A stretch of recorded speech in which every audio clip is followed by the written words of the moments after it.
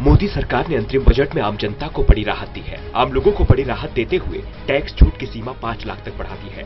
अभी तक टैक्स छूट की सीमा 2.5 लाख रुपए थी। सरकार की इस घोषणा से 3 करोड़ नौकरी पेशा लोगों को राहत मिलेगी। इसका सीधा मतलब ये हुआ कि अब 6.5 लाख तक की आय वालों को कोई टैक्स नहीं देना होगा। स्टैंडर्ड डिडक्शन की सीमा भी 40,000 से बढ़ाकर 50,000 रुपए की गई है। अगर आपकी आमदनी 5 लाख से 10 लाख के बीच है तो अब तक आपको 20% टैक्स देना पड़ता है। यहाँ भी आपको अपनी देनदारी पर 4% सेस देना पड़ता है। कार्यवाहक वित्त मंत्री ने किसानों को निराश नहीं करते हुए उनके लिए कुछ घोषणाएं की। छोटे किसानों के खाते में हर साल 3 किस्त में 6,000 रुपए की योजना को कृषि विशेषज्ञ स्वामीनाथन अय्यर ने अच्छी पहल करार दिया। किसानों के लिए किसान विकास सम्मान योजना मिलेगी। छोटे किसान जिनके पास 2 हेक्टेयर लगभग 5 एकड़ तक जमीन है, उन किसानों के खाते में हर साल 6,000 रुपए जाएंगे। ये राशि 3 इंस्टॉलमेंट में सीधे बैंक खाते में जाएगी।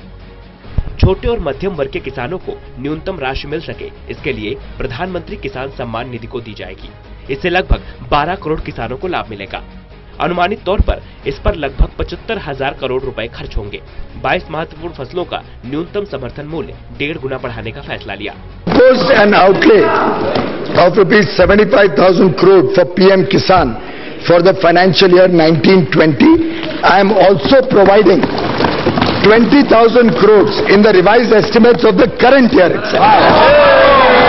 पिछले 5 वर्षों में किसानों को सस्ते ऋण उपलब्ध कराने के लिए इंटरेस्ट सबवेंशन की राशि 2 गुना कर दिया गया। लोकसभा चुनाव से पहले अपने अंतरिम बजट में मोदी सरकार ने गरीब कामगारों को बड़ा तोहफा दिया है। बजट में असंगठित क्षेत्र के श्रमिकों के लिए मेगा पेंशन योजना की घोषणा की है। प्रधानमंत्री श्रम योगी मानधन योजना का ऐलान करते हुए वित्त मंत्री ने कहा कि 100 रुपए के मासिक योगदान पर कामगारों को 60 साल की आयु के बाद हर महीने 3,000 रुपए की पेंशन मिलेगी। इसके तहत असंगठित क्षेत्र के 10 करोड़ कामगारों को रिटायरमेंट के बाद एक न्यूनतम पेंशन की गारंटी दी जाएगी। न्यू पेंशन स्कीम को और लिबरलाइज किया गया है।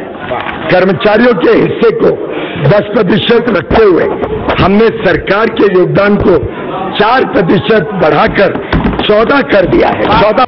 वित्त मंत्री ने कहा कि विश्व के सबसे बड़े स्वास्थ्य सेवा कार्यक्रम आयुष्मान भारत योजना के तहत अब तक 10 लाख मरीजों का उपचार किया जा चुका है। गोयल ने कहा कि देश में 21 एम्स स्थापित किए गए हैं या काम कर रहे हैं, जिनमें से 14 संस्थानों को 2014 में मंजूरी दी गई है। 22वां एम्स संस्थान हरियाणा में खोला जाएगा। पिछले 5 साल में हमने गाँवों में शहरों जैसी सुविधाएं दी। गाँव की सड़कों के लिए 19,000 करोड़ रुपए इस साल दिए जाएंगे। वित्त मंत्री पीयूष गोयल ने घोषणा की कि केंद्र गायों के कल्याण के लिए कामधेनु योजना स्थापित करेगी। इस योजना के लिए 750 करोड़ रुपए दिए जाएंगे। ग्रेच्युटी की सीमा 10 लाख रुपए से बढ़ाकर 20 लाख रुपए की गई है। काम के दौरान श्रमिकों की मौत पर उन्हें 6 लाख रुपए दिए जाएंगे।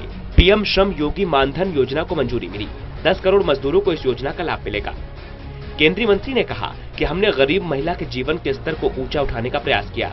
70% मुद्रा लोन महिलाओं को मिले। उज्ज्वला योजना में 6 करोड़ मुफ्त गैस कनेक्शन दिए।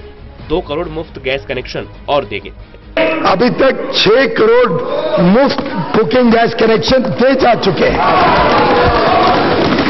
अगले वर्ष तक पूरे 8 करोड़ हो जाएंगे और देश में हर परिवार को अच्छी कुकिंग की सुविधा उपलब्ध कराने का जो माननीय प्रधानमंत्री जी का दृढ़ निश्चय था, उसको हम पूरी तरीके से लागू करें।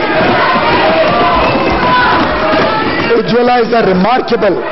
सरकार रेलवे को 64,587 करोड़ रुपए देगी। रेल यातायात को और अधिक सुरक्षित बनाने को लेकर गोयल ने कहा कि देश भर में 8,300 मानव रहित रेलवे क्रॉसिंग थी, जिन्हें अब लगभग खत्म कर दिया गया है। मोबाइल डेटा में भारत दुनिया में सबसे आगे है। पिछले 5 साल में डेटा इस्तेमाल 50 गुना बढ़ा है। हमारी सरकार की योजना 1 लाख डिजिटल विलेज बनाने की है। डिजिटल इंडिया कैंपेन से देश भर में डिजिटल क्रांति को बढ़ावा मिला। वित्त वर्ष 2019 से 20 के लिए रक्षा बजट 3 लाख करोड़ रुपए से अधिक रखा गया है, जो अब तक किसी भी साल की तुलना में सबसे अधिक है। गोयल ने कहा कि हमारे सैनिक सीमाओं पर देश की रक्षा करते हैं, जिन पर हमें गर्व है। बजट भाषण खत्म करते हुए वित्त मंत्री गोयल ने कहा, यह सिर्फ अंतरिम बजट नहीं है, देश की विकास यात्रा का माध्यम है। देशवासियों के जोश से देश बदल रहा है। एक पांव रखता हूँ, 1000 राहें फूट पड़ती हैं। हमने नए भारत के निर्माण के लिए सशक्त कदम उठाए हैं। हम देशवासियों के बलबूते पर भारत को दुनिया का अग्रणी देश बनाएंगे। National desk, total news.